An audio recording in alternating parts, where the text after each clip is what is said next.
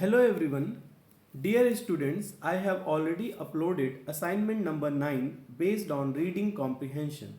This video is to help you solve the questions of assignment number 9. To solve the questions, you should read the paragraphs thoroughly. I will explain you the meaning of difficult words in the passage. Hypothesis, an idea or explanation of something that is based on a few known things but that has not yet been proved to be true or correct. Leisure, time that is spent doing what you enjoy when you are not working or studying. This word can also be pronounced as leisure. Anachronism, a person, a custom, or an idea that seems old fashioned and does not belong to the present. Pursuit, trying to find something or something that you give your time and energy. Dichotomy, the separation that exists between two groups or things that are completely opposite to and different from each other. Now, this passage deals with historical study of leisure in Europe and discusses the view that the concept of leisure underwent a fundamental change at the time of industrial revolution. The second paragraph explains how the hypothesis can accommodate certain historical data, and the third paragraph discusses the usefulness of hypothesis while at the same time outlining some potential drawbacks. The first question, the primary purpose of the passage is, the first paragraph of the passage tells us that the difference between pre-industrial and industrial society in Europe was so great that the modern distinction between the categories of the work and leisure cannot be meaningfully applied to the former, implying that there exists a dichotomy between two periods.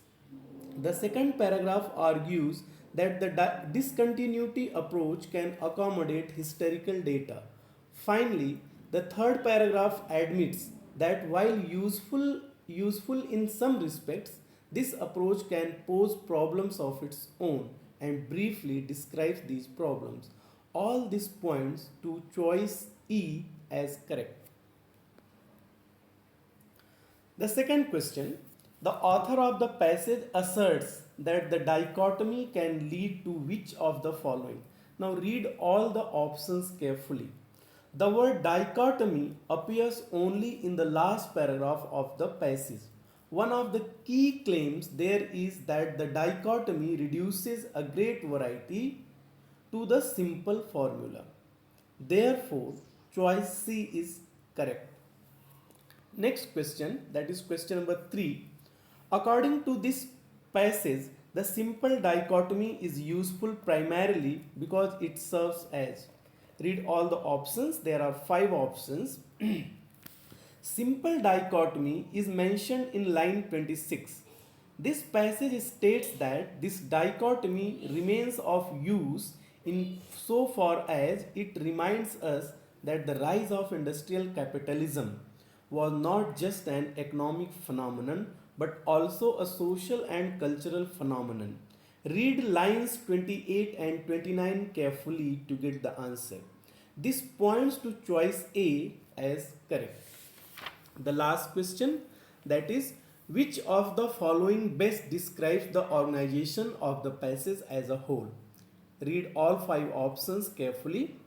The main purpose of the passage is to discuss the idea of the central hypothesis of a fundamental discontinuity between pre-industrial and industrial societies in terms of the development of the concept of leisure. Read lines 1 to 3. Most of the passage is focused on demonstrating the usefulness of this hypothesis. However, the second part of the third paragraph mentions some distortions, line number 31, that may result if the hypothesis is accepted. Therefore, choice B is correct. Choices A, D, and E are incorrect as only one hypothesis is discussed in this passage. Choice C is incorrect as the passage does not mention that the distortions caused by accepting the hypothesis are illusory. Read line number 31. I hope it was useful for you. See you again.